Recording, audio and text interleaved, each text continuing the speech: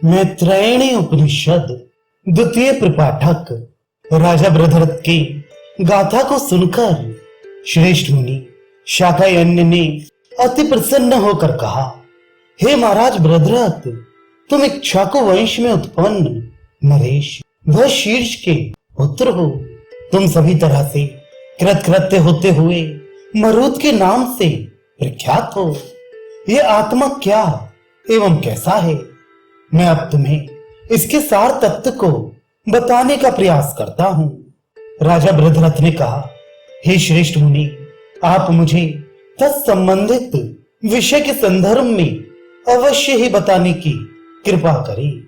तदनंतर महर्षि कहने लगे, हे राजन, बाह्य इंद्रियों का निरोध करने से, उन्हें अंतर्मुखी बनाने से प्राण तत्व रूपी ये आत्मा योग के माध्यम से ऊर्ध्व की ओर गमन करता है। वह दुख रूप प्रतिभासित होते हुए भी वास्तव में दुख रहित है तथा अज्ञान रूप अंधकार को विनष्ट करने में समर्थ है। यही आत्मा इस नश्वर शरीर से बहिर्गमन करने पर परम ज्योति स्वरूप परमात्म तत्व को धारण करके स्वयं अपने स्वरूप में विलीन हो जाता है।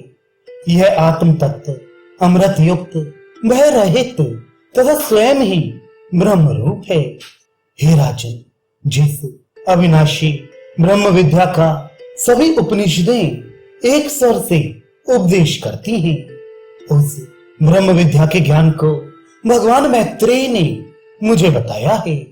वही श्रेष्ठ ज्ञान मैं तुम्हें बतलाता हूं।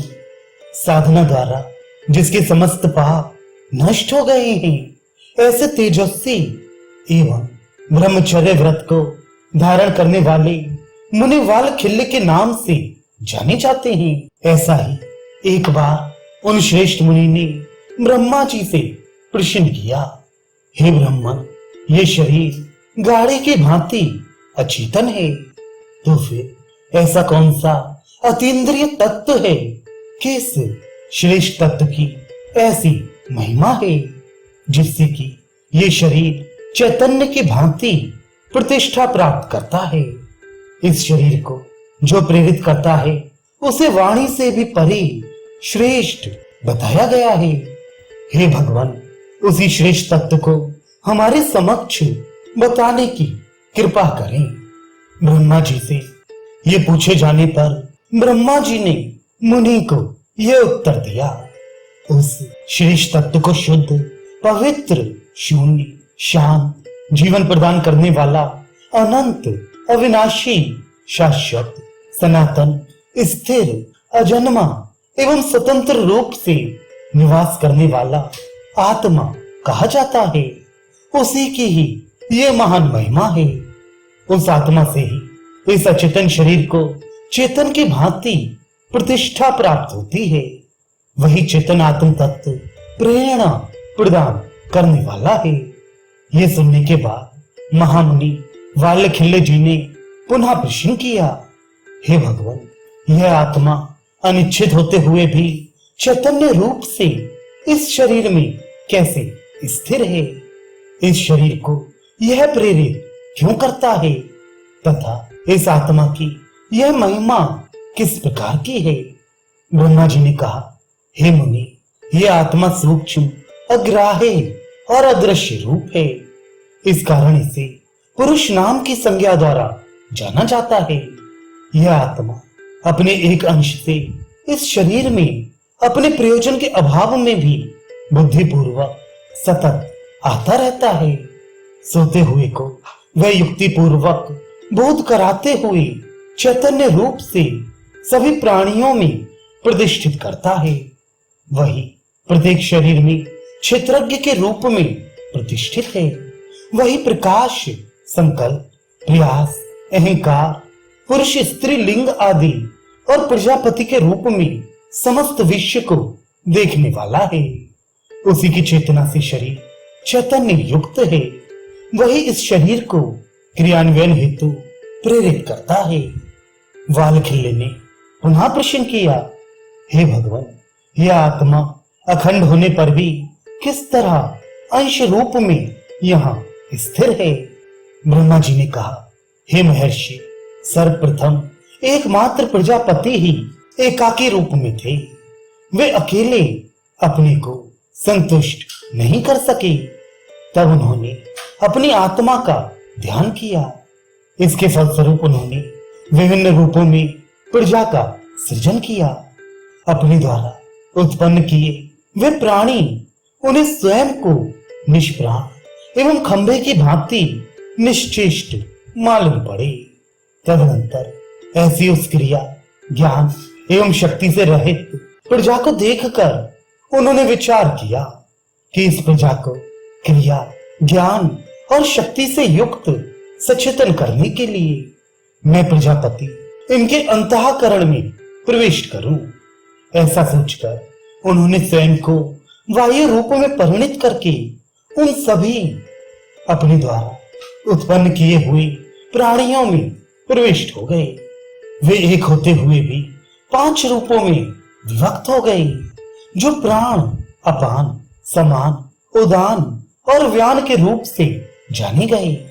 जो ऊर्ध्व की ओर गमन करता है वह प्राण कहलाता है। जो नीचे की ओर जाता है वह अपान के नाम से जाना जाता है। जो अत्यंत स्थूल अन्न एवं धातु को पाचन तंत्र ऊर्जा के माध्यम से अपान में प्रतिष्ठित करता है तथा सूक्ष्म रूप से अंग प्रत्यंग में समान रूप से पहुंच जाए, उसे समान कहते हैं। जो खाए पिए पदार्थ को उगलता और निगलता है उसे उदान कहते हैं। और जिस वायु से समस्त नाड़ियां परिपूर्ण हैं वही व्यान कहलाता है। जो समीप रहते हुए भी अंतर्यामी है तथा जो एक प्रहर के अंतराल में पराभव कर देता है। ऐसे उन दोनों के मध्य में जो उष्णता बरसती है वह उष्णता ही पुरुष है। जो पुरुष है वही वैश्वानर नामक अग्नि है। अन्यत्र भी ये कहा गया है कि अंतःकरण में विद्यमान पुरुष ही वैश्वानर रूप अग्नि पुरुष के नाम से जाना जाता है।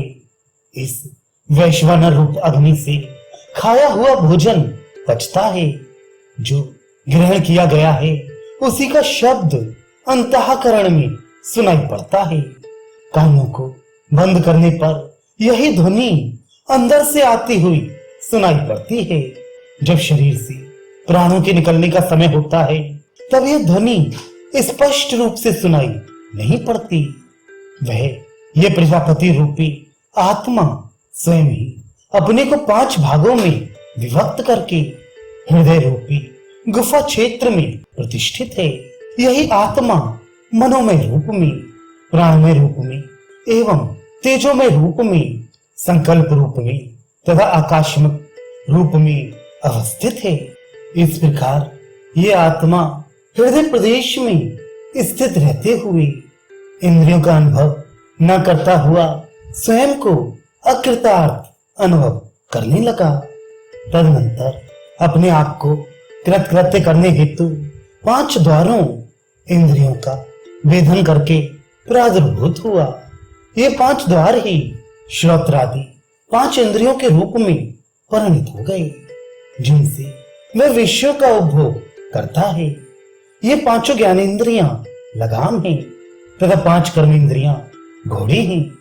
शरीर को रथ एवं मन को सारथी की संज्ञा प्रदान की गई है और प्रकृति को चाबुक कहा गया है।